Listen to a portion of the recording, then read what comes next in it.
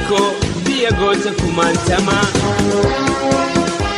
ol ka'uus gachiisuus abjuun kiyya sumaa abdiin koo hawwiin koo suma galmi kiyya. Hello and welcome to the weekly edition of Voice of Oromia, coming to you on Fresh Air Radio, KFAI 90.3 FM Minneapolis and 106.7 FM St. Paul. Kun sagalee Oromiyaati. Sagaleen Oromiyaa torbaan irraa guyyaa tokko alhadda dilbata yookiin sanbata guddaa sa'a 5 jidduu afaan Oromootiin Fresh Air Radio 90.3 Minneapolis fi 106.7 St. Paul irraa qunnamtii qilleensarraan isin wajjin godhu kanarraa amma jalqaba.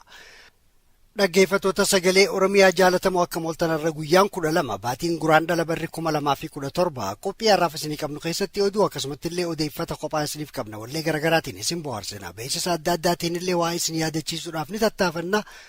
Walumaa galatti sa'a takkittii tanaaf ballama keessan sagalee teessan sagalee Oromiyaatii wajjin akka gootan isinaaf irra kanatti oduutu aana itti dhiyaadha.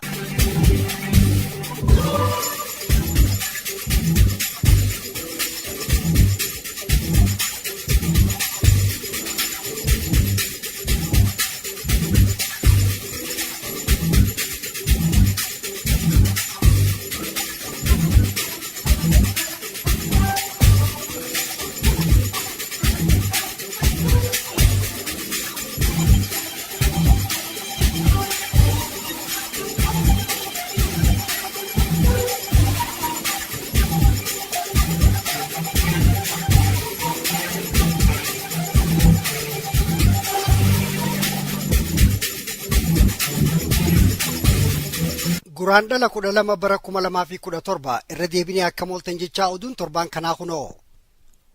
Cinaaksanitti araddaaleen Kaalamalee fi Ambaroo ammallee harkuma liyyuu poolisitti dhuunfatamanii jiran.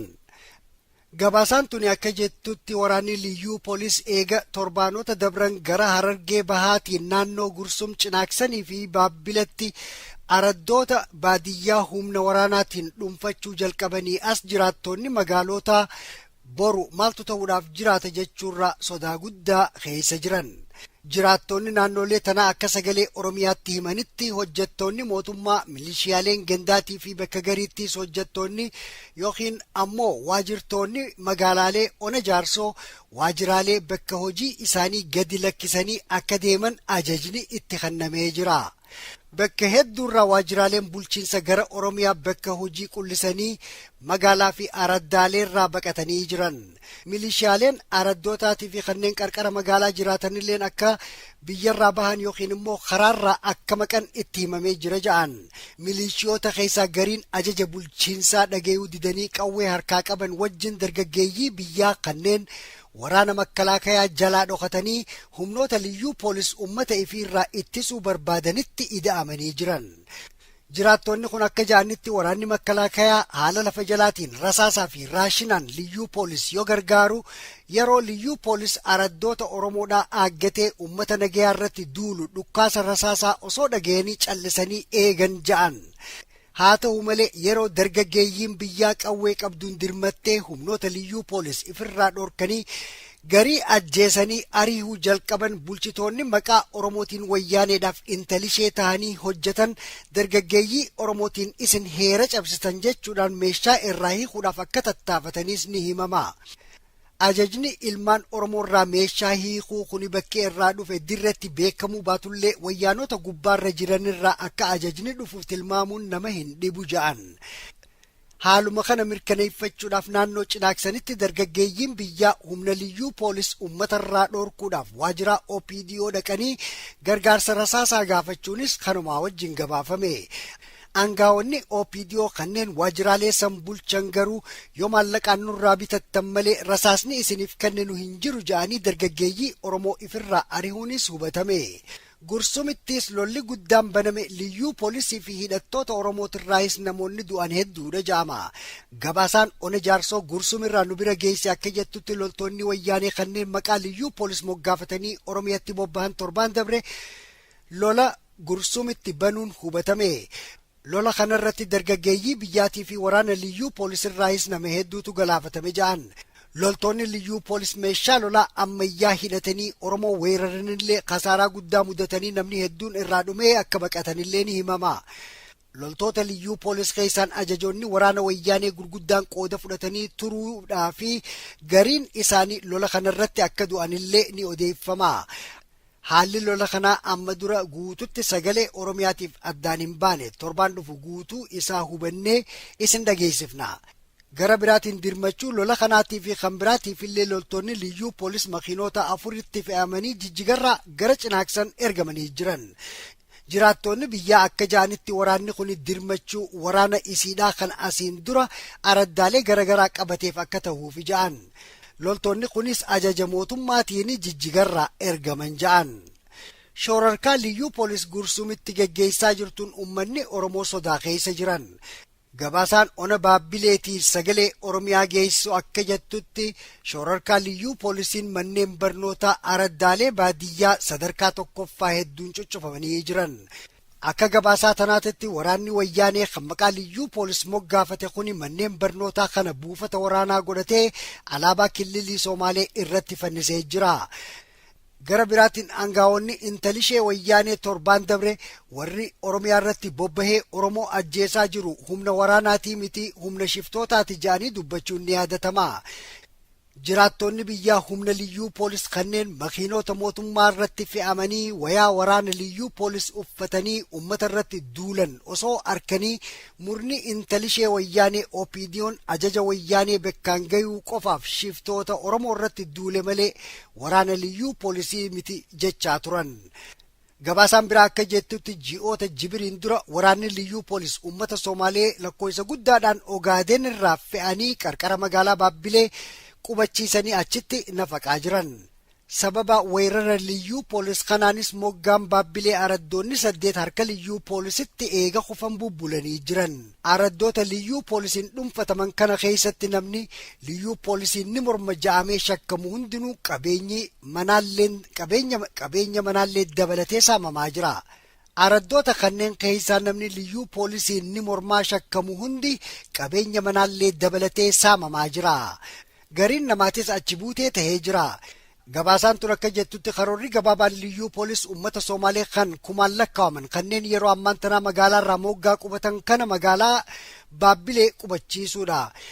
Jiraattonni biyyaa akka tilmaamanitti yeroo gabaabaa keessatti waraanni liyyuu poolis magaalaa Baabbilee qabatee achumaanuu hamma kililii Hararitti lafa babal'ifachuudhaaf akka deemu dubbatan.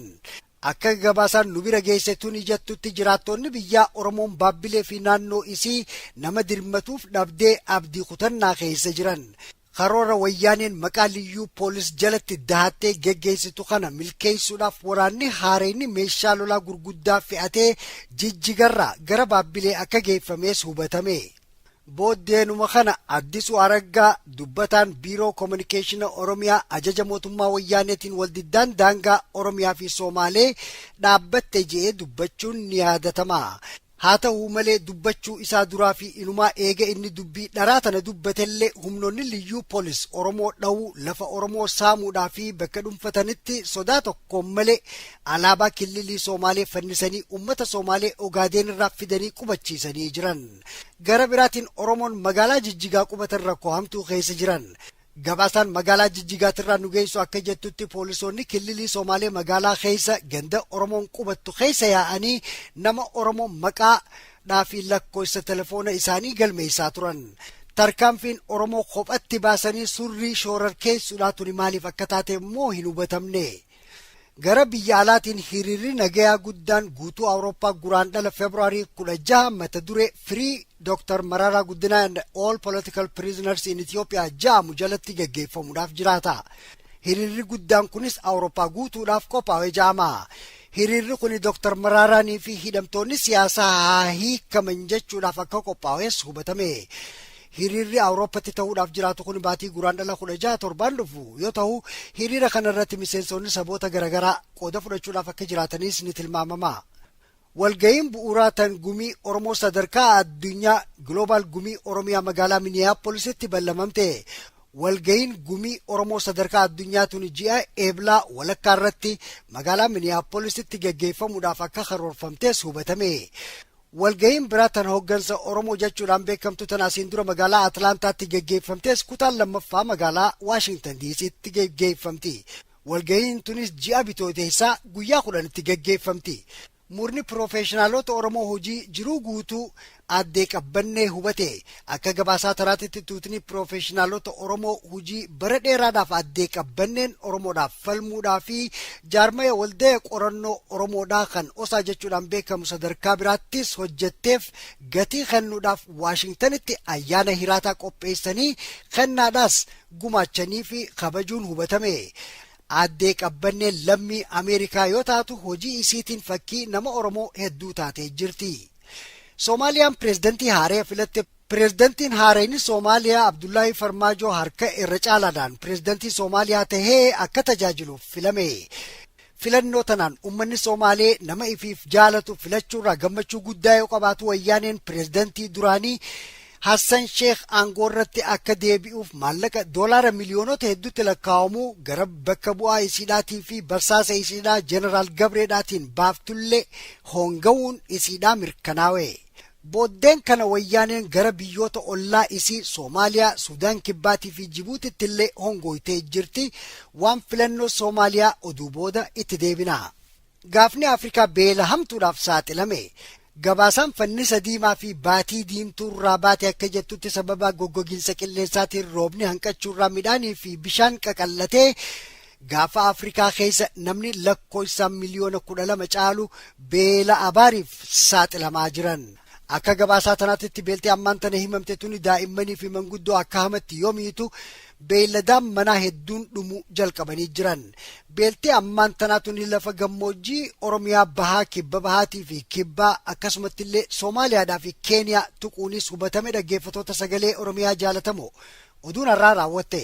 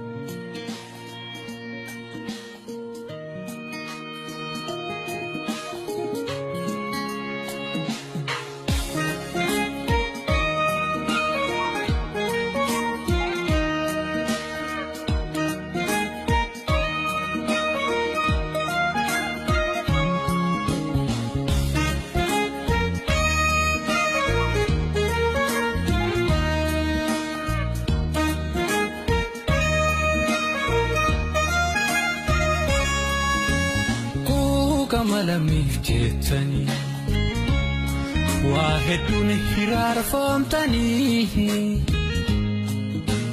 jiru fi bulchi konjene murano dan manapatani dia ko falmenji fate sabakos ifa pa fate Juni kapsa hufyatani doa kamale totani Jireni biyor mahama Feda san inyutu eyama Kufu so karas butate Meyo miadanji se pokote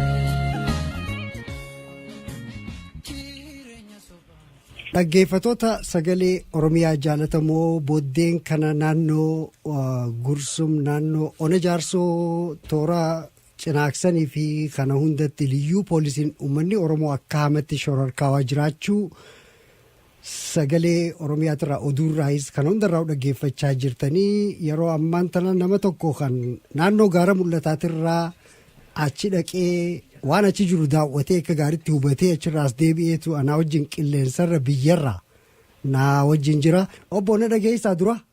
Niin dhaga. Mee yoo takka takkaan nuuf ibsuu dandeesse karaa Baabbilee maaltu jira? Karaa Gursum kana maaltu jira? Karaa Cinaaksanoo maaltu deemaa jira? Karaa Gursum naannoo shaniitu yoo kana ol seenee nama torbarraa ajjeesanii hamma dhaawwamanii maas akkasitti rogan firraa. Isaanirraa du'e moo jiraattoota biyyaatirraa namni 7 du'e? Isaanumarraa du'e. Akkasii yoggutti dhufan mirgarraan harkanne nama 7 dhawame keenyaas 2 irraa dhawame. Hayyee warri kun warruma meeshaa waraanaas qabaatee huccuu waraana kililii 5 qabu jechuudha moo irraa akkami warri nama dhufu kun?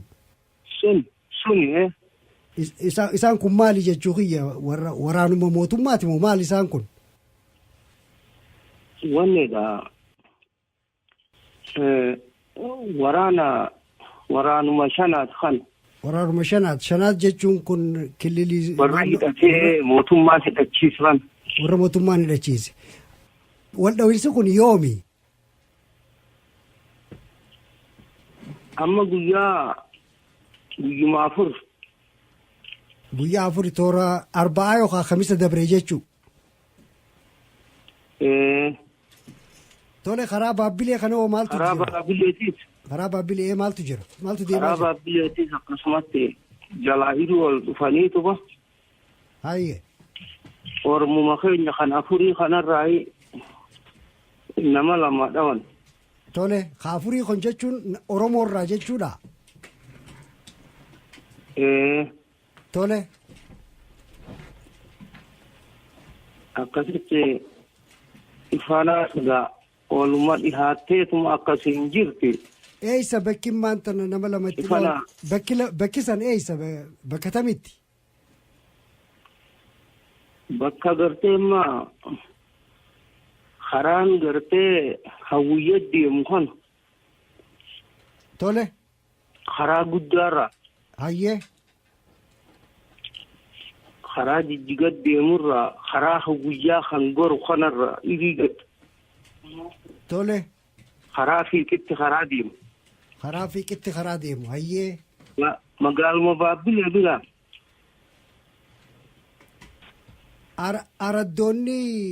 Araddoonni naannoo Baabbilee maal keessa jiran? Araddoonni kun hammi tokko itti ida'amnaanii achi yaa'u jira. Hammi tokkos ifumarra dhumu jira. Itti ida'amnaan tun laata abdii kutannaarraa himoo maali? Yaaboo wahumatti kannaniiti kana godhu jiran uummata. Harkaanis maallaqaanis ni deeman jechuun laan dubbiin. Bilaashii miti uummata wahitti kannani. Hayyee cinaaksanitti hoo maaltu deemaa jira? Karaan cinaaksan san. Ormi sun duraanii qabsoo keessa ture. Tole. Isaan uummata ifgee firraa dhoorkan bara amata dabre kana faadha nama lakkaa'uudhaan warri imardaanyaa isin goona jechuudhaan ifiif wal fixanii artii booda qaraatii taatee fi kana jabaataniituma firraa dhoorku jiranii rakki. Firraa dhoorku jiran jechuudha. Barana kan waliin fixan hojii uummatuma keenya kan walaa guutuu. Asii ammammoo if baran. If baran amma akka gaariitti namuu dammaqee jabaachuu jiran. Gaarii dhagaa hedduu galatoomi gaa yeroo biraatis haala biitti keessa jirtu si bilbilee si gaafannaa. Amma fayyaa ni galatoomna isinillee. Fayyaa ta'e. Waan narraa qeebaltaniif. Ayyee gaarii nageetti.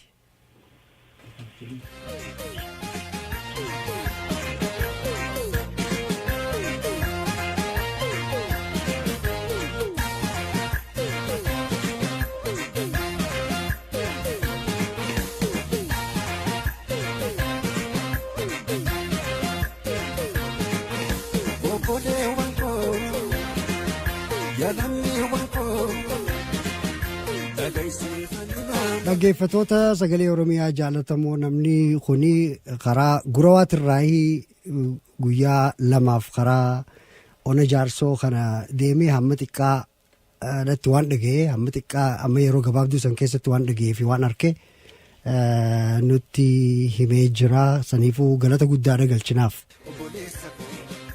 Anallee kana jira keessa osoo waltaane wal kunuunfannee maakufnee cabnee iddoo dhabne kan darbee abdiifa wal gaafannee kan sichiifaa kaanu herreeffannee walumaa wadhii bulaa dhaabbatu ormii gaaf rakkoo namaan hirmatu beekaaf beektota waa iddoo qabna kanaaf maal dhabne hamaa soorranna.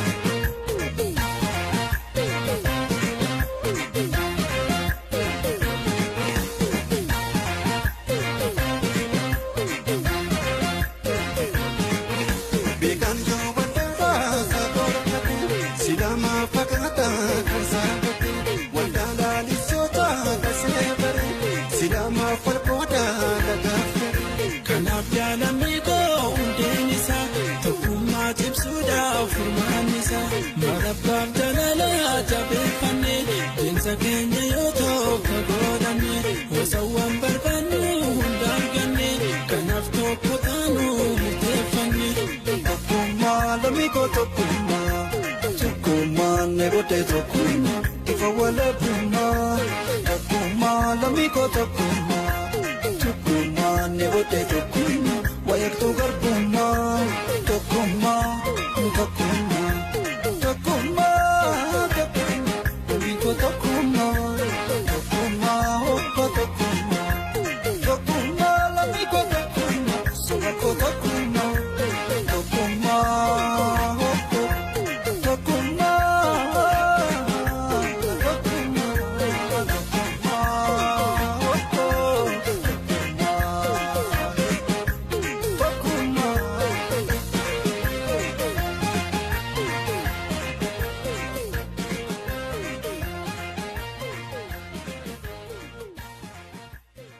أول جرتني إنت أجين أوكي ده برفض إرجع كيسن إف بيسي ساعتي وبربادن إرجع ده برفض دكتور سكيل أو دكتور سكيل تجرا أنا بيتروس مو إيه لما كيسنو نمني دواء إذا جرم بينه أوكي أنا جالك أبوري جالك أبا فادا أوكي أنا بيتروس واريتو يراما مجالا بورتلاندي أورجانيزيتي جرا voluntary the in hirmat OLC keessatti OLC kun Oromo Leadership Conference convention qopheessina convention ta'an Atlanta irraa katti fuufee isirraatti sufeetiin gara DCTtti godhaa jirra guyyaan itti goonu guraan dhala 12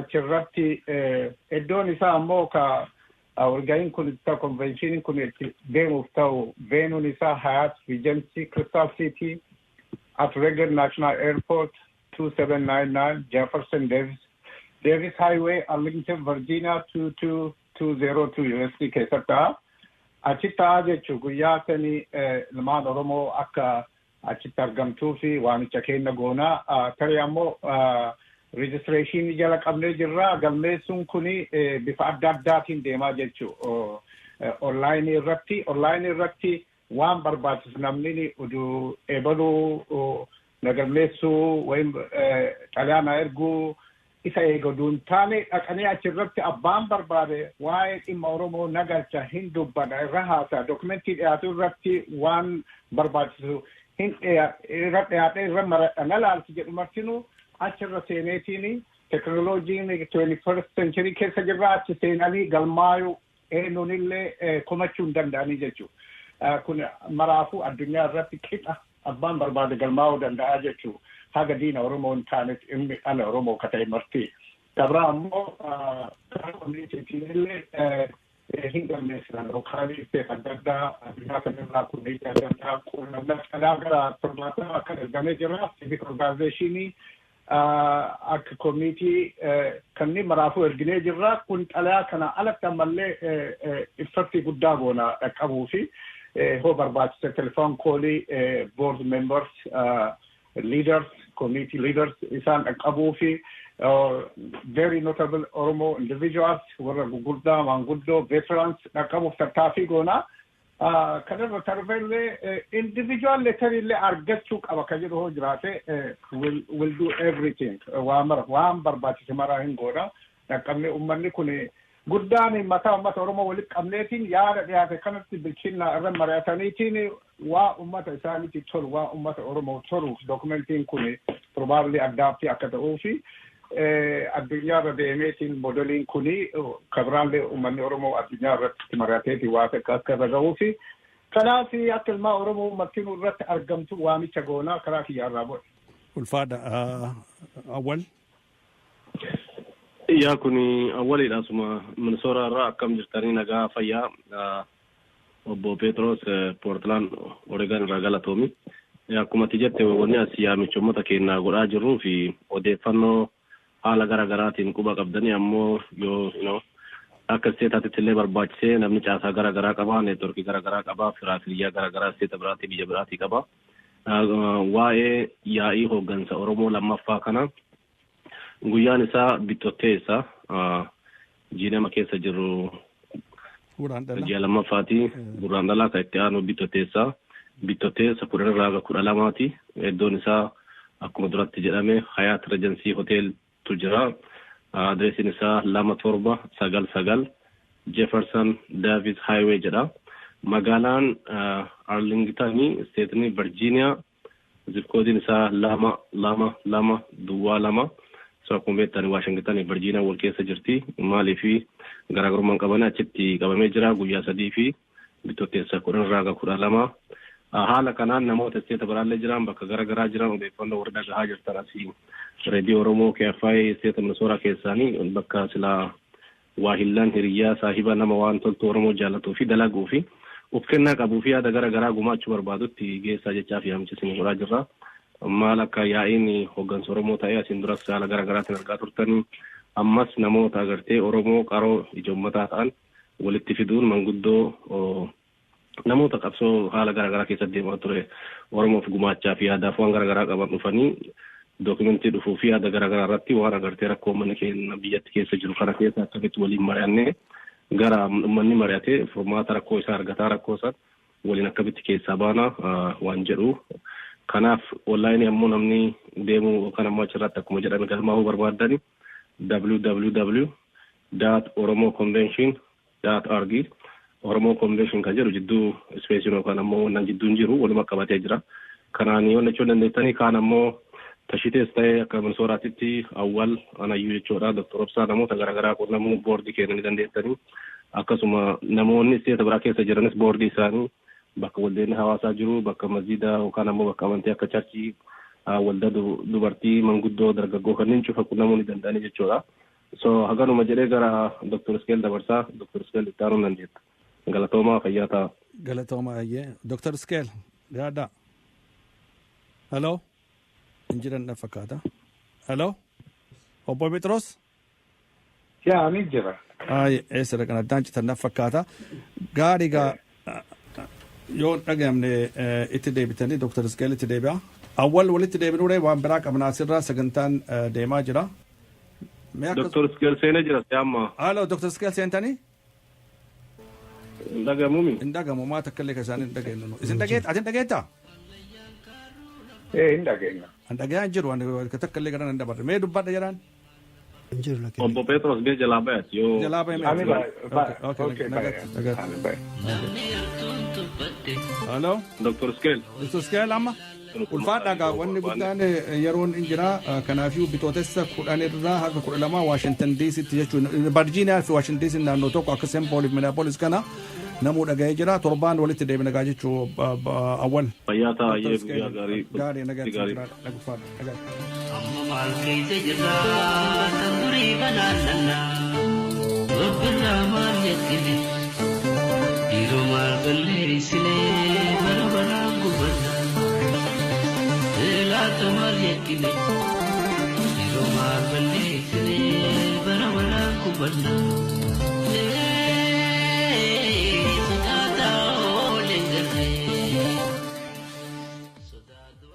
sagantaan sagalee oromiyaa deeggarsa Elsa Abaateetii fi Addis Traavil ni gargaaramaa muuxannoodhaa fi ogummaa bakka bu'ummaa waggoota 15 oliif qabnutti gargaaramuudhaan addunyaa guutuu keessatti karoora deebisaaf qabdan irratti isin gargaaruudhaaf qophiidha. Addis Traaviliin bakka mijaawaa 1821 Yuunivarsiitii Avenuu Seen Pool keessatti argama. Odeeffannoo caaluu argachuudhaaf 651 duwwaa yookiinis addistravel.net irratti nu qunnama. Valentine's Day is coming, and what'll it be this year? Candy, roses, or Donald Richardson? Who's Donald Richardson? Instead of something that's consumed and forgotten, this year, donate your old car, motorcycle, or boat in the name of someone you love. He or she will get the nourishment of fresh air, great music, and knowledgeable interviews from programming on KFAI. So instead of candy, show your love this year by turning your car into the programming you love. Visit kfai.org for more information. Programming is supported by AMPERS and the Minnesota Arts and Cultural Heritage Fund, providing programming for music lovers at ampers.org. AMPERS features hundreds of performances by Minnesota jazz, rock, Americana, and classical acts. Information and audio at ampers.org. AMPERS, diverse radio for Minnesota's communities. Dhaggeeffattoota sagalee Oromiyaa jaalatamoo akkuma asiin olitti dhaggeeffattanitti yoo akhi nama kanii sagalee Oromiyaa gargaaruu barbaaddu taate makiinaa teetan caccabxee sagalee Oromiyaadhaatiif maqaa sagalee Oromiyaatiin KFI'f kennuu ni dandeessaa. Caccabte qofaaf deemuu dandeessullee yoo qabaattu taate ammas tadii bakka itti dhabdee jiraachuun ni mala isiisan kanniif KFI'f maqaa sagalee Oromiyaatiin yoo kennite gar tokkoon galata gara kaaniin ammoo KFI qilleensarra jiraachisuu irratti gargaarsa guddaa qabda jechuudha. Kanaafuu sagalee Oromiyaa cinaa dhaabbachuun karaan tokko karaa sanii jechuudha. Nama hedduudhaatu makiinaa tana akka godhufaa wallaalee jira dhabee jira. Kanaaf isin yaadachiisuu barbaadeeti. Ammaan tana gara sagantaatti aantu. Obbo Ahmadiin laayinarra jirta ergaa kee gabaabaa dhiyeesse. Durseega salaamtaa qalbii irraa buqqaate ati fi Jaliilii fi akkasumallee saba kiyya cufaaf niin dabarsa. Ittiin aansee ammoo ani bilbileef gargaarsa iyyannooti. Obboleessa keenya artistii beekamaa Nuhoo Goobanaa kanaan durallee feesbuukitti illee akka gargaaramu turellee dhageetiin jira. Obboleessa keenya kana ammas ciisaa jira dirree dhawaa jira. Kanaaf jecha akka dandeenyu waan dandeenyutti gargaarsa isa bira dhaabbachuu waan qabnu je'eetiin amma ka'ee jira. Ani teessoo kiyya Minisootaadha. Waan saba kiyyaaf himu waan gargaarsa karaatti guuramuu fi kana kanatti namoota bakkuma jirutti akkuma hawaasa akkuma yookaan akkuma afooshaatti akkuma yookaan faamiliitti walitti qabamee waan harka buusee erguufillee ni danda'a. Telefoona isaatiif harkaa hin qaba telefoona isaa qabadhaa kallachaan illee erguufii dandeessan jechuudha. Telefoonni isaa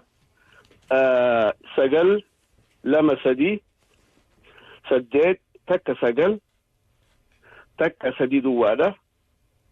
Haadha warra isaatiif haadha tokkummaa 923 967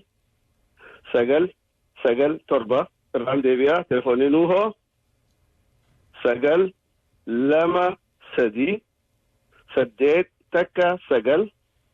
923 duwwaa. Ani amma waan kobuuti yaa gartee guuruudhaaf kana kanallee hin dandeenyeef warri Minisootaa jiru agartee if kannuu fedhu na wajjin hirmaannee karaa itti guuruu fi sanduuqaa fi kana kanallee bika gartee Oromoon itti argamtutti akka keenyee fi gargaarru waan hin barbaaduuf jecha telefoonni kiyya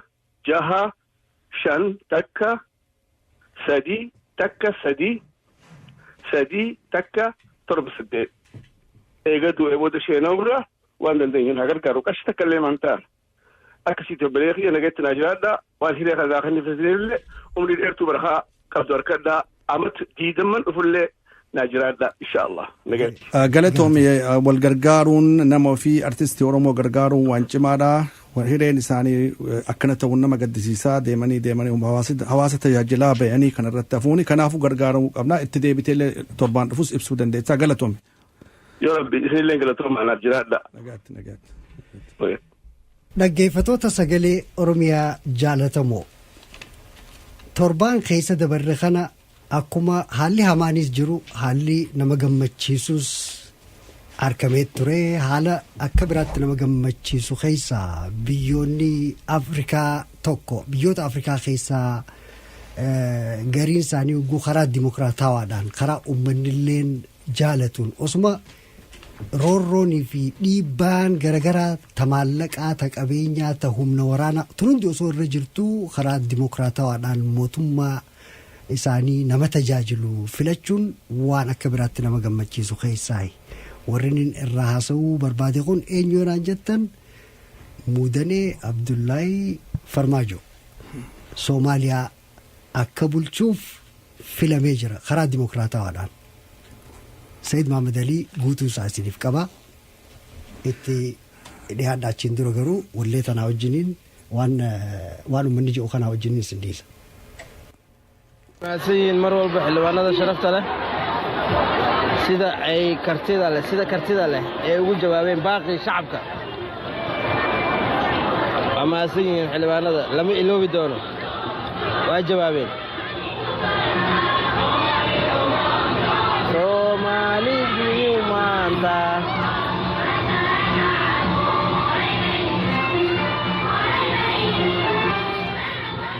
faaruu biyya isaaniiti namni kumaatamaan walleenuu miliyoonallee ta'uu hin dhabu magaalaa Mogadishoo keessatti baheetii akka gaariitti mul'isaa jira. Sayyid galatoon Abdijaliil dhugumatti yeroo duraatiif waggaa 25 booda akkaataa nama gammachiisuun magaalaan Mogadishoodhaa hiriirtota gammachuudhaan guutamen ka dur gaddaan nama awwaaluudhaan gartee itti rakkataa turan har'a gammachuudhaan oolan. Kanarraa ka'ee maaliif oduun tun akkuma Abdijaliil dubbatetti torbaan dabre kana jechuudha Soomaaliyaan ililchitee waggaa 25 booda karaa demokraatawaa ta'een pireezidantii haqaan filattee jirti. Pireezidantiin kun maqaan isaa amma namoonni akka gaditti himani Muhammad Abdullaahi Farmaajooti.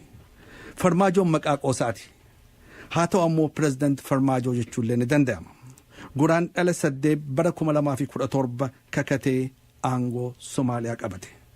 Erga Ziyaad Baaree jechuun mootummaan gartee abbaa irree kufee as kabara 1991 as inni kun pireezidantii jaheessoo ta'uu isaati. Meeqatu ka'e? Meeqatu ol dhufe? Meeqatu kufe? Kana hilee gaarii hawwinaaf. Filmaata qaadhimatoonni hedduutti wal doggoman keessatti sagalee miseensota mana marii 281 keessaa 184 argachuudhaan Farmaajoon pireezidantummaa qabate. Filmaanti kun akkaan demokraatawaa ta'uu hojjettoota United Nations fi akkasumas kan mootummoota irraa bakka bu'an dhaqatti dubbatan. Fakkeenyaaf Ameerikaan, Ingiliiz, Kanadaa, Chaayinaa akkasumas gamtaan mootummaa addunyaadha. Gammachuudhaan filmaanni kun demokraatawaa ibsanii baga gammadde Soomaaliyaan jedhanii jiran. Nulleen baga gammaddan jenna. Mee ammas ililcha isaanii kana takka itti deebi'a.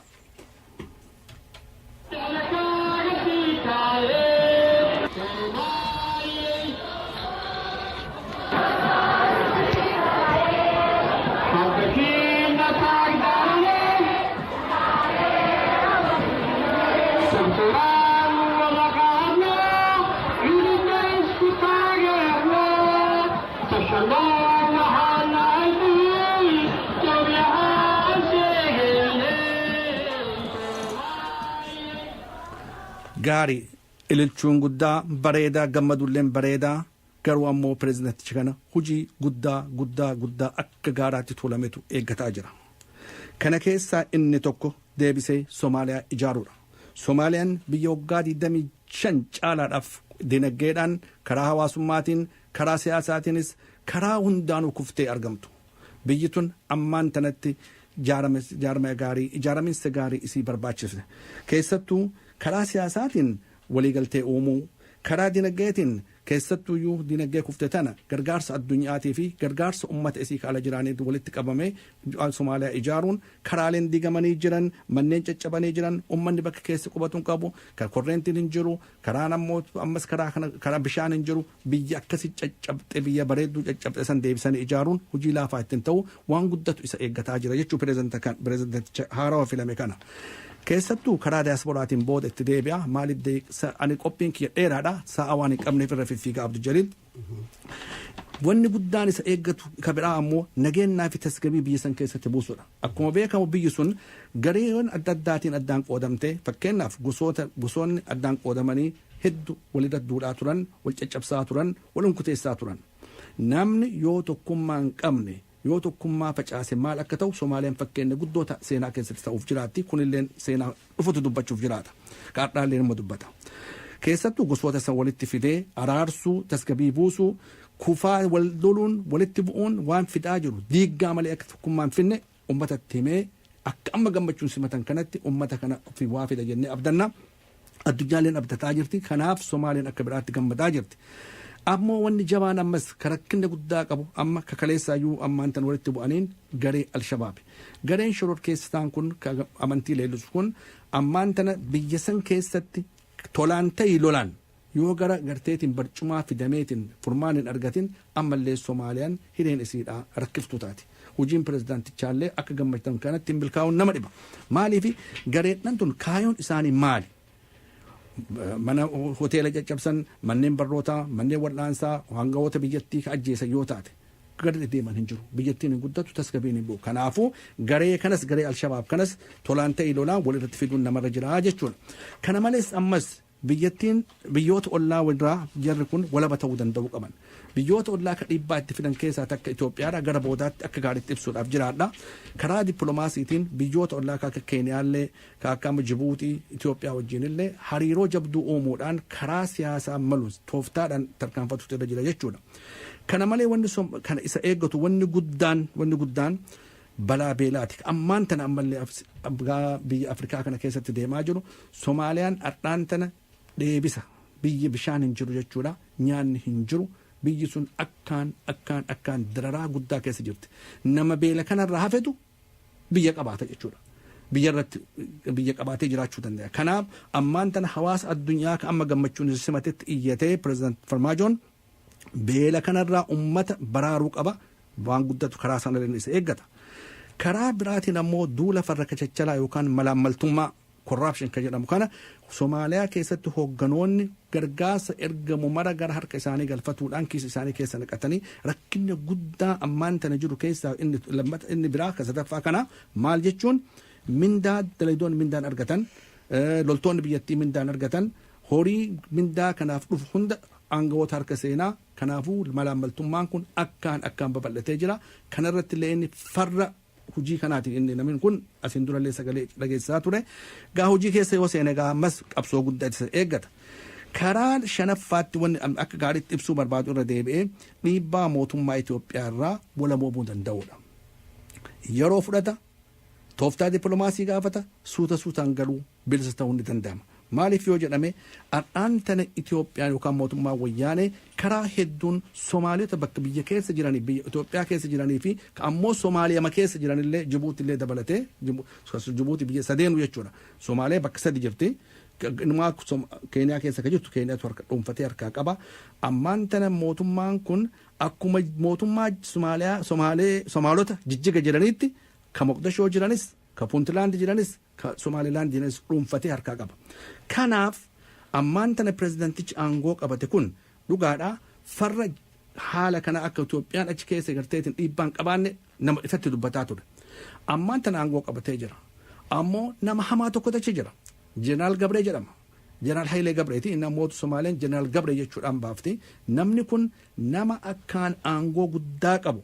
Ka biyya san keessatti afaan biyyaa baratee aadaa biyyaa baratee inumaa namoonni akka qoosan maal jedhaniin filmaata itti aanu keessan seenaa lammii biyyaati jedhee doggomuuf deemaa jechuu jiran yoo qaanfatu baate malee. Maaliif garuu inni kanan godhu maaliif pirezidantii caalaa nama aangoo qabu waan ta'eef Somaaliyaan kennaa isaati jedhama. The gift of Jeneraal Gabree jetti faranjiidhis nama kanaan godhattee maaliif isaaf kennamte. Isatu waan fedhe godha, isatu waan bakka fedhe deema, abbaa fedhe biyya kana keessa deemee waan godha, basaastota qaba. Mootummaa paarlamaa keessaa basaasa qaba. Mootummaa keessaa akka gaarii basaasa qaba. Karaa kanaan namni kun waa hedduu godhaa waan jiruuf dooba sodaa takka malee namichi akkanatti bobba'u kun gartee pirezidaantichi ammaa kanarrallee dhiibbaa kaa'uun isaa waan hin oolle pirezidaantichi ammaa kun tooftaadhaan malaan karaa suutaa humna godhatu haga waraana tolfatu haga mootu tika tolfatuuf mala isa barbaachisaa gaa kanallee kanarratti illee qabsaa'u isa barbaachisa jechuudha dhugaatti jeneraal Gabreen nama laafaa miti jechuu Somaaliyaa keessatti. Kanaaf gara biraatiin wanni guddaan maali Somaaliyaa tana deebisan ijaaruudhaaf tujjaarota qabdi Somaaliyaan abboota qabeenyaa hedduutu Dubaay jira, South Africa jira, biyya alaa kana keessa Ameerikaa keessa jira. Biyya san ijaaruudhaaf diaasporaa kana wajjin hojjechuu danda'udha. Humni diaasporaa ka ala jiru yeroo duraatiif akkaataa nama gammachiisuun biyyoota hunda keessatti gammachuu guddaadhaan Somaaltonni dubbataa jiranii. Kanaafuu President Farmaajoon ummata kana qabatee jabaatee ummata isaallee to'atee waliigaltee kana uumee keessattuu biyya addaan inni nama dhaloota Puntland tunillee biyya mootummaa bakka sadii jetti Somaaliyaan Puntland, Somaliland, Mogadisho. Kanaafuu sadeen kanarratti illee dalagee akka yabatti jabaatee yoo biyya san tokkoomse hin milkaa'a jennee abdannaa. Abduu Jalil gaa daqiiqaa hedduun qabnu kana yeroo biraa bal'innaatti deebinaa gabaabatti kana waa'ee biyya kanaa kana hoo xiqqoo kaasuun barbaachisaadha. Dhugumatti torbaan kana egaa heera inni lafarratti dalagaa irra oolchuu barbaade Ameerikaarraa dubbanna jechuudha. Ameerikaarraa dubbanna Trump bulchuudhaaf baasuu barbaachisan egaa 9th Circuit Courtiin jalaa didde yookiin immoo manni heeraa sarkiitii saglaffaadha eega jalaa dideen booda karaa Supreme Courtiittis dhiyaachuun ni malata jettullee kaate ammoo inni immoo gamas deemaa hin jiru fakkaata. Haa ta'u immoo nama hedduudha marsanii qaqqabaa jiran. Said maal jetta? Dhugumatti Abduu Jalil wanni addaa kan nama gaddisiisu harka lafa jalaatiin wanni inni dubbate sun hojiirra oolaa jira. Maaliif yoo jedhame ammaan tana New York keessatti torbaan dabre kana New York akkasumattis North Carolina, Atlanta keessatti, Los Angeles keessatti magaalota adda addaa jechuudhaan kan hedduu keessatti namoota hedduutu ammaan tana warra qabame keessaa harka 95 darbamee jira gara Meeksikootti warra keessattuu iyyuu Laatin Ameerikaa kun jechuudha. Kanaaf wanni akkaan nama gaddisiisu poolisoota immigireeshinaattu jira magaalaa fedhan seenanii mana cabsanii seenanii yookaan ammoo gartee bakka dalagaa dhaqanii warshaa keessa seenanii namoota hedduu qabuudhaan garasitti darbaa jiranii ammallee wanni kun itti fufaa jechuudha. Haga ammaatti namoota Afrikaatiif yookaan keessaa maaltu akka qabamillee hin beekamu. Maqaadhaaf kan jedhan namoota yakka dalagantu kan qabamaa jiraa jedhan. Kanarraa sodaatuudhaan ammaan tana namoonni keessattuu warra Ispaanishii afaan Ispaanishii dubbatan kun hulaa cufatanii ijoollee isaanii mana barnootaa irraa hambisanii dhaaqaadhaan if eeggataa nama hulaadha irraa banuu diddaadhaan akkaataa maatti rakkataa jiranii dhugumatti shororkaa ammaan tana uumame kanarraa namoonni hedduullee namoonni Afrikaa baqatanii Kanaadaa seenuudhaan namni harka irraa muramee jira. Marii qabbanaa karaan sun dheeraadha. Boordara yookaan daangaa kana qaxxaamuruudhaan gurbaan tokko amma Gaanaadha biyya Afrikaa irraa deeme qubbeen calamee jira. Frost bite ka jedhamu gartee diilalli qabbanti harka qabee jechuudha. Namoonni Soomaaliyaallee hedduutu garasitti biyya san seene jechuudha. Afrikaa Kanaadaa deeme. Kanaafuu President Donald Trump wanni hireen isaaf turte yookaan Supreme Court deemu yookaan ajaja biraa baasuuf boru yookaan iftaan waan hedduu waan biraatti ba'uuf jiraata akkasumatti gaa obsaan eegganna yeroon gabaabaa qabnaa. Boruma himna.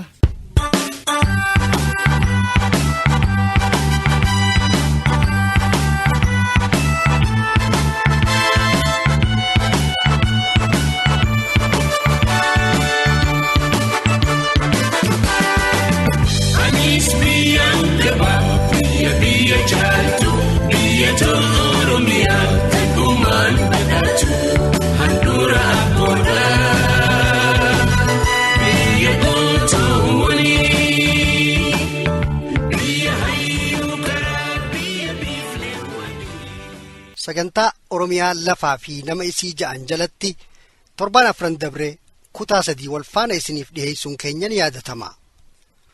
Sagantaa torbaan dabree keessatti sirna duguugiinsa sanyii kan malkanyaa eegalaalleen booda dhufiinsi xaliyaaniidhaa sirna kana fonqolchuu akeekne sagantaa teenya xumurre.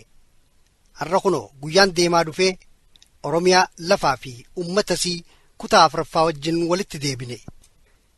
Barruu teenya tana wal qabsiisuudhaaf xaliyaaniin biyya Itoophiyaa jedhamtu tana bara 5 bulche. Bulchiinsi xaliyaanii uummata Oromoo biratti hedduu jaalatamaa ture. Alagaa lama tan nama bulchitu keessaa takka filachuun yoo dhufte jenneeti malee alagaan alaguma. Alagaa lama keessaa takka filachuun gaarii ta'uu baatullee akka Habashaan ilmaan Oromoo godhaa turteen Oromoon mootummaa biraa tanuma fedheehu wajjin buluurraa kan hin deebine ture jechuudhaafi. takkaa na dabarsii takkaa naaf dabarsii keessa waani tureefi haala kanaan osoo jiruu haalli addunyaa jijjiiramee Awurooppaa keessatti Jarmanii fi Xaaliyaaniin mohamanii Ingiliz biyya teenya dhufee Xaaliyaanii arihee lammada Habashaa humna waraanaatiin nurratti gargaaree angoomsee mootoomse. Kutaa afraffaa kana keessatti Xaaliyaan humna mootummaa Ingiliziin mohamee biyya teenyarraa eega baheen booda jijjiirama jiru waliin hubanna. Mootummaan Haayile Sillaasee tan qabeenya Oromoo irratti mootummaa isii ijaarratte akka durattiititti malkanyaa fi mahal safaarii lafatti gadi dhaabuu ni dadhabde. Mootummoonni Awurooppaa kanneen isii gargaaranilleen sirni gabrummaa akkasii lammada deebi'uun gaarii ta'uu dhaba itti himan.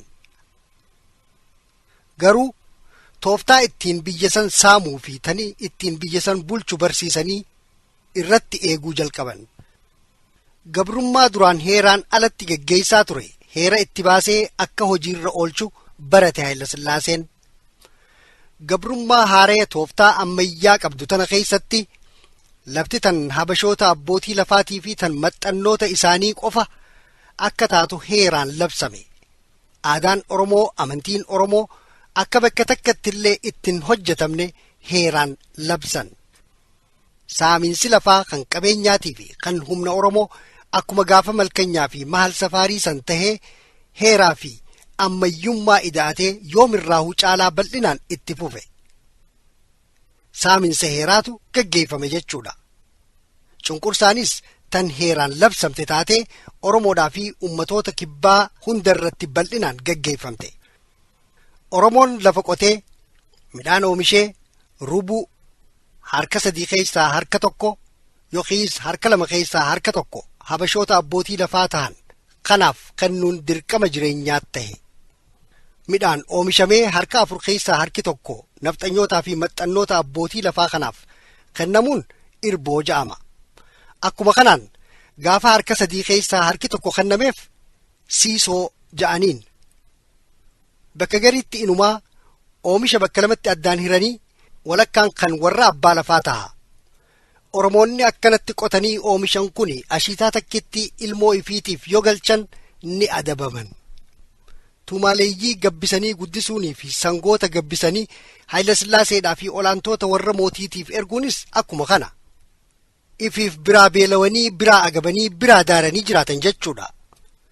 Bulchiinsa mootummaa Haayile Sillaaseedhaa kan bara 40 ol taa'e kana keessatti habashoonni lakkoofsaan guddaa ta'an biyya habashaatii yaa'anii biyyoota kibbaadhaatii fi tan Oromoorraa akka bal'inaan qubatan sirni Haayile Sillaaseedhaa jeynoomsaa ture.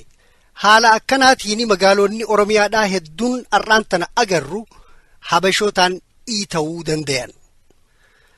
Habashoonni haareenni haala akkanaatiin dhufan kun lafa loltoonni isaanii qawweedhaan qabaniif kanarratti galanii bulchiinsa waltajjii sirna habashaa keessatti qooda guddaa fudhatanii koloniyaalizim habashaadhaa Oromiyaadhaa fi biyyoota kibbaa irratti gadi jabeessan. Daanyoota, xabaqoota, poolisoota, faxnoo daraashii, baalaabbaatootaa fi waan kana fakkaatan ja'anii maqaa lakkoofsa hin qabne tarreeffatanii moggaafatanii meeshaa cunqursaa mootummaa habashaadhaa haaraa diriirsuudhaan Oromiyaa bituu jalqaban. Gara kaaniin hojiin Oromoo bal'inaan lafa qotanii oomisha baasanii nafxanyoota haaraa biyya teenyarra dhangala'an kana nyaachisuudhaa fi ifirratti gabbisu taate dalagaan.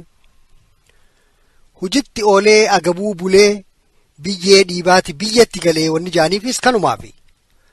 Sirna mootii qorkee Haayile Sillaasee kana keessatti Oromoon aadaa isaatii fi akkaataa duraan itti amanaa ture muuxeeffachuu fi maxeeffachuu irraa ugguramee itti hojjechuudhaas dhoorkame.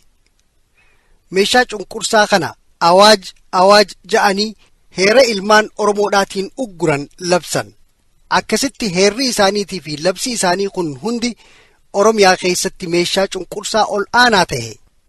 Kan achi duraa caalaa aadaa Oromoodhaatii fi afaan Oromoo cunqursuun bal'inaan itti fufe.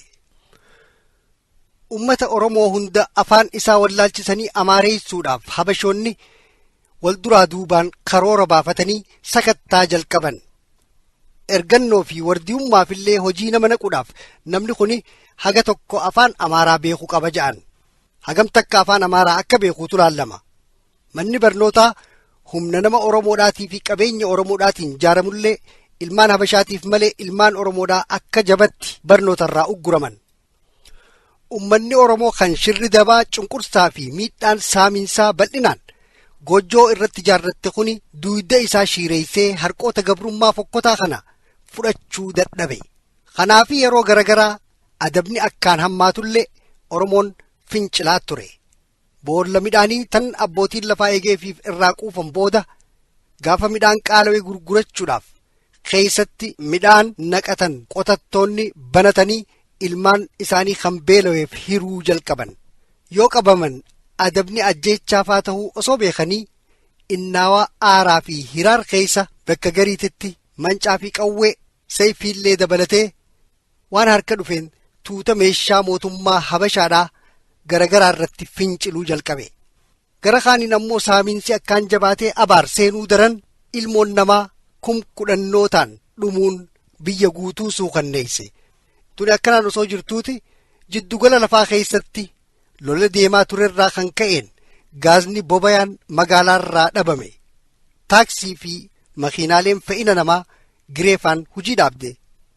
Irra guddaan barattootaa Habashoota ta'anillee lafti nama qotatuuf haa kennamtu, nama beela'eefis nyaatni haa kennamu, saboonni cunqurfames mirgi hiree murteeffannaadhaa haa kabajamuu fi dhaadannoo jettu qabatanii ummataa fi hojjettoota sirna Habashaa amansiisanii hojjettoonni akka jiranitti hojii dhaabanii hojiin mootummaa guututti waliin callifte. Waraanni Haayileen ummata cunqurfameen daran cunqursuudhaaf jaarrate, poolisiin ilmaan namaa hidhuudhaaf jaaramte, bassaasonni ummata cunqurfamaa afduubiin fuudhanii achi buutee miila bakar godhaa turan marti ifumaafuu achi buutee san tahanii hafan. Haayila Sillaaseedhaa fi maxxantoota isaa mara lafti citteen sirni isaanii tortoree hororoqee dulloomee bakka qabatanii walitti suphaniin dhaban. Akliiluu fi bassaasonni Haayila Sillaaseedhaa itti wal dabranii ilma akaakoo ta'uuf kan Haayila Sillaaseen guyyaa akkanaatiif naaf ta'a jechuudhaan barnootaaf biyya Ameerikaanitti ergate Indaalkaachoo Mokonninillee yaammatee adeerri isaa Raas Immiruunilleen itti dabree kan yeroo naa kannaa jedhuu fi kan waan galee hubatees walumaan hallayyaa dhumdhum 77 keessatti calaafamanii hafan. Qoriixii fi gorsitoonni faranjiilleen humaataruuf dadhabee galaanni warraayisaa irraan dhangala'ee Haayila Sillaasee kokombolchaa qiletti kuteeni.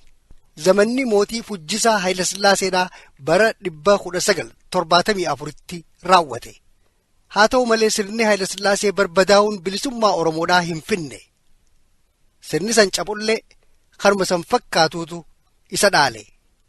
Oromoonis sirnuma akkasiitiin deebi'ee dhaalame.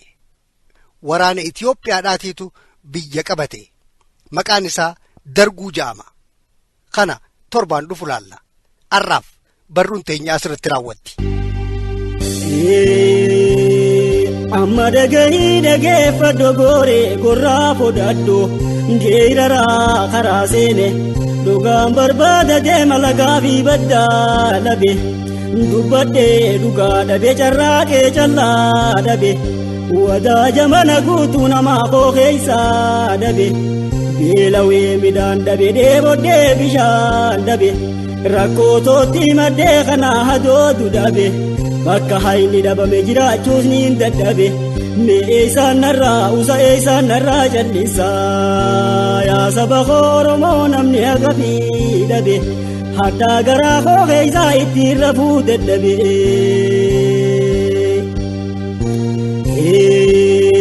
Hayyee jenne aboomaa hayyee jenne dara dhugaa godhanii dhugaa na fakkeeysanii yooniin tun soba jee lubbuun hambaasanii hin jirree facaasanii hin garree magarsanii somni naalli ginfamuu garaa nama deeysanii akkana keeysaan jira yaa kuunoo yoo gurraan dhageeysanii gaala gadoon deeysanii arba oloon deeysanii doofaa waan galem deeyne caayaa dhiiraa geeysanii maqaa fiin xiqqeeysanii.